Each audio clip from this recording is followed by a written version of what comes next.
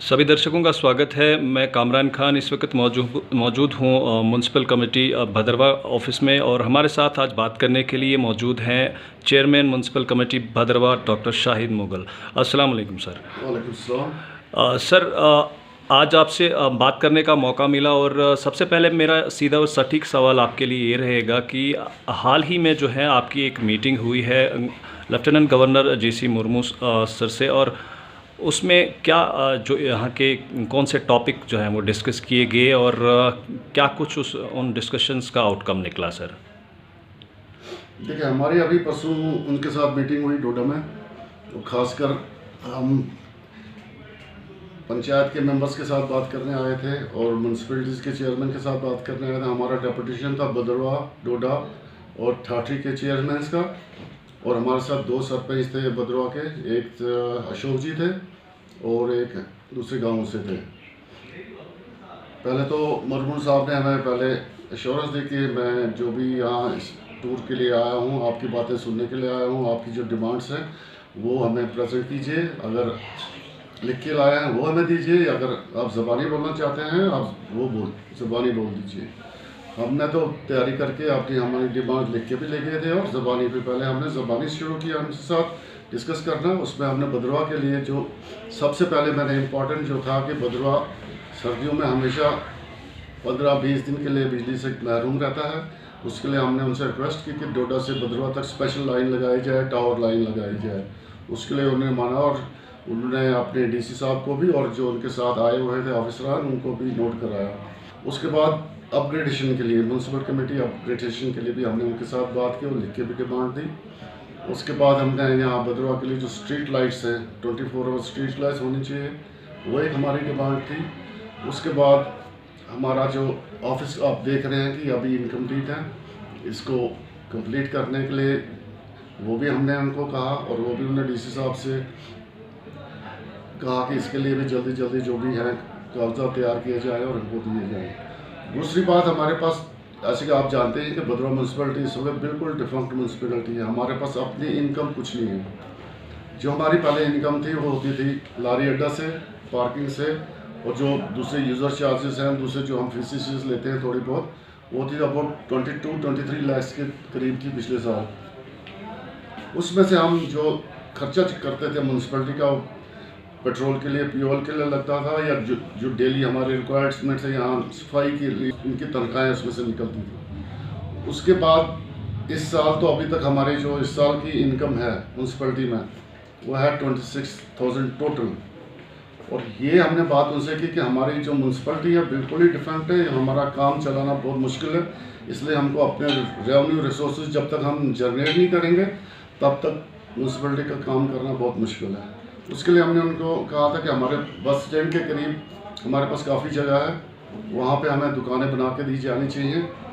उसके लिए उन्होंने कहा कि ये PP मोड में डाल दो। हमने कहा हमने PP मोड में ऑलरेडी 3 बार टेंडर किया है, लेकिन अभी तक कोई जवाब नहीं आया उसका, इसलिए वो रह गया हुआ। और अगर हम चाहते हैं कि अगर आप कोई फंड हमें दीजिए तो हम पहले दुकानें कंस्ट्रक्ट करेंगे वहाँ पे, उसके बाद रेवेन्यू उनसे जनरेट हो सकता है। दूसरा, हमने कहा कि हमारा जो ये कम्युनिटी का हाल है, यहाँ पे काफ़ी बड़ी जगह है, वहाँ पे लॉन भी है, और अगर कम्युनिटी हॉल के ऊपर हमारा रेवेन्यू जनरेट हो सकता है। तीसरी बात, हमारे बस स्टैंड पे काफ़ी जगह है, जहाँ आपने देखा होगा सोलर टॉयलेट के पीछे काफ़ी जगह है, जहाँ 5-6 दुकानें नीचे बना सकते हैं, और उससे डबल स्टोरी भी हो सकती है वहाँ पे। और जब वो दुकानें बनेगी उससे भी हमारा काफ़ी खर्चा निकल जाएगा, और उन दुकानें बनने की वजह से मुझे नहीं लगता कि वहाँ पे कोई ज़्यादा प्रॉब्लम होगी लोगों में, क्योंकि जो रास्ता हम छोड़ेंगे गाड़ियों के लिए वो बराबर है, चारों तरफ से बराबर रास्ता होगा, और उसके अलावा जो जगह बचेगी उस पर हम दुकानें कंस्ट्रक्ट कर सकते हैं वहाँ पे। लेकिन आपने पहले भी सुना होगा कि हमारे कुछ लोगों ने वहाँ पे जो भदरवा के नहीं भी हैं, हमने शोर मचाया कि नहीं जी यहाँ पे दुकानें नहीं बननी चाहिए, यहाँ ये होगा, वहाँ होगा, पार्किंग की प्रॉब्लम होगी, ये होगा। लेकिन आप खुद जाके वहाँ देख लीजिए कि इस वक्त भी वहाँ पे एक तरफ एक बस लगी होती है CRPF की, और दूसरी तरफ से गाड़ियाँ लगी होती हैं, प्राइवेट गाड़ियाँ, और फिर भी ट्रैफिक स्मूथली चलता है वहाँ पे। और अगर हम उसको जहाँ बस लगी है वहाँ पे दुकानें बनाएं तो मुझे नहीं लगता कोई ट्रैफिक जैमिंग हो गई या ट्रैफिक हज़ार्ड है, वो कोई किसी को मुश्किल आ सकती है वहाँ पे। हमारे साथ जो सरपंच साहब भी थे, अशोक जी, जिनको नेशनल अवार्ड भी मिला है, तो उनकी भी डिमांड थी और हम ने मिलजुल के फिर गंडोला के लिए कहा कि गंडोला प्रोजेक्ट काफ़ी देर से चल रहा है, उसको भी जल्दी जल्दी बनाना चाहिए। उसके लिए भी उन्होंने कहा कि वो भी अश्योर किया कि वो भी बनेगा। सर रिसेंटली जो आपकी गवर्नर साहब से जो मीटिंग हुई उसमें जहाँ तक हमें सूत्रों के अनुसार जो जानकारी प्राप्त हुई है उसमें डेली वेजर्स के रिगार्डिंग जो है ये वाला उनकी जॉब को लेकर जो डिस्कशन हुई है सर। जी सर उस बारे में थोड़ा सा डिटेल्स बताएं। देखिए, हमारे यहाँ पे इस वक्त 73 पोस्ट जो हैं सेंक्शन पोस्ट हैं और प्रेजेंट है हमारी वैकेंसी इस वक्त 37 है। ये भी हमने उनको कहा। उसके अलावा हमारे पास जो डेली वेजर्स हैं वो 40 के करीब डेली वेजर्स हैं यहाँ पे, वो भी हमने उनसे बात की। उनके बारे में उन्होंने कहा कि हम जल्दी रिक्रूटमेंट रूल लाने वाले हैं, म्यूनसिपलिटी के लिए रिक्रूटमेंट रूल बन रहे हैं, तो आप उसके बाद यूँ ही वो बनेंगे तो आप खुद रिक्रूटमेंट कर सकते हो। और जो हमारे पास इस वक्त ये जो है कॉन्ट्रैक्ट पे काम कर रहे हैं, उसके लिए भी हमने उनको कहा कि वो इतने सालों से यहाँ पे काम कर रहे हैं, उनको रेगुलर किया जाएगा। वो भी उन्होंने कहा कि हम इसको देख रहे हैं और हम जल्दी कुछ ना कुछ इसके बारे में करेंगे।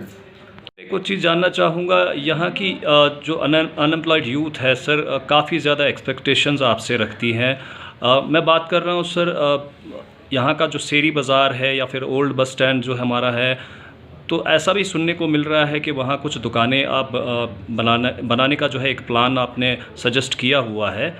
तो सर आखिर क्या टारगेट रहेगा, कितनी सारी यूथ जो है उससे फ़ायदा ले सकती है सर? काफ़ी देखिए, हमारे इस वक्त ओल्ड बस स्टैंड पे भी हम चाहते हैं कि कुछ थोड़े बहुत छोटे छोटे खोखे बने और जहाँ भी हमें जगह थोड़ी मिल जाएगी वहाँ पे बनाना चाहते हैं। हमारा एक रिसेंटली प्रोग्राम है कि ये ओल्ड हॉस्पिटल के साथ थोड़ी बहुत जगह है ऊपर, हमने वो डीसी साहब को लिखा है कि वहाँ जगह हमको अलाट की जाए, वहाँ पे हम थोड़े थोड़े छोटे छोटे खोखे बनाएं जो आगे जो अनएम्प्लॉयड यूथ है वो इस्तेमाल में कर सकें। दूसरा, हमारा बस स्टैंड पे भी हमारा 10-20 दुकानें बनाने का इरादा है वहाँ पे। उसमें भी जो अनएम्प्लॉयड यूथ है वो अगर टेंडरिंग में आ जाएं वो कर सकते हैं, वहाँ उनको हम दे सकते हैं वो। उसके अलावा जो दुकानें बनेगी शहरी बाज़ार में, जो हम चाहते हैं कि दुकानें बने वहाँ पे, उसके लिए तो टेंडरिंग होगी, जो भी हायर बिडर होगा तो वो उसको मिल जाएगी। सर एक और चीज़ आपसे जानना चाहूँगा, जो कोरोना महामारी जो पूरे दुनिया में इस वक्त फैली हुई है, इस महामारी से लड़ते वक्त आपका भी इसमें काफ़ी ज़्यादा योगदान रहा सर।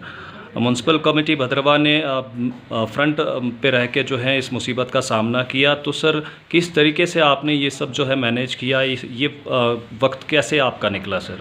देखिए, मैं सबसे मुबारक देना चाहता हूँ अपने एग्जीक्यूटिव ऑफिसर को और इनके साथ जो भी टीम है नीचे, सफाई कर्मचारी जो भी यहाँ के, उन्हें बहुत अच्छी तरह से काम किया है यहाँ भद्रवाह में। उनने पूरे सिटी में सैनिटाइजेशन की, उसके अलावा फॉगिंग हुई, उसके 2-3 बार ये चीज़ें हुई। उसके बाद जितने भी बैंक थे, ATMs थे, मस्जिद और मंदिर, हर जगह फॉगिंग हुई, सैनिटाइजेशन हुई। उसके अलावा सराउंडिंग में जितने भी नज़दीक गाँव थे वहाँ जाके हमने, जो म्यूनसिपलिटी के बाहर हैं वहाँ जाके भी हमने फॉगिंग की, सैनिटाइजेशन की। और इस वक्त में अभी डोर टू डोर ये जो काम हो रहा है वो चल रहा है, सर के ऊपर मंडला रही है। मैं अभी भी चाहता हूँ कि हमारे जो भाई हैं वो सोशल डिस्टेंसिंग मेंटेन रखें, अपने आप को सफाई रखें और ज़्यादा मिलना जुलना बंद करें। और जिसको ज़्यादा ज़रूरत हो बाहर आने के लिए कोई चीज़ लेने की, वही आया, सारे लोग बाहर ना आएँ। और मस्जिदों में अभी भी मैंने देखा कि मस्जिदों में काफ़ी लोग जमा हो रहे हैं, वो भी मैं चाहता हूँ कि वो अवॉइड करें। जी, हमने जैसे आपने देखा ही होगा कि भद्रवाह में सीवरेज का कोई प्लांट नहीं लगा हुआ आज तक, और सीवरेज जो जाती सारा दरिया में जाती है। इसलिए हमने इसके लिए पहले भी सीवरेज उसको डिपार्टमेंट को लिखा था कि इसके लिए हमें DPR बनानी चाहिए थी, और जो हमने लिखा था कि DPR बना के दे दो हमको। और उसके लिए हमने रखा कि एक सीवरेज ट्रीटमेंट प्लांट बने पहले, और बाद में हम सारे जो ये ड्रेन्स हैं उसमें कनेक्ट करेंगे। उससे हमारा दरिया भी बचेंगे और जो बाहर भी जो गंदगी शंदगी होती है तो वो भी ठीक रहेगा। ये भी हमने उनसे कहा कि इसके लिए भी उन्होंने कहा कि ये भी बहुत ज़रूरी काम है, क्योंकि सीवरेज तो होनी चाहिए, सीवरेज ट्रीटमेंट प्लांट होना चाहिए। उसके लिए हमने तहसीलदार साहब को पहले हमने एक दफ़ा कहा था कि हमें जगह आइडेंटिफाई करके दे दो नीचे, जहाँ पे वो ट्रीटमेंट प्लांट बने। सर यंग वाइट से बात करने के लिए आपका बहुत बहुत शुक्रिया।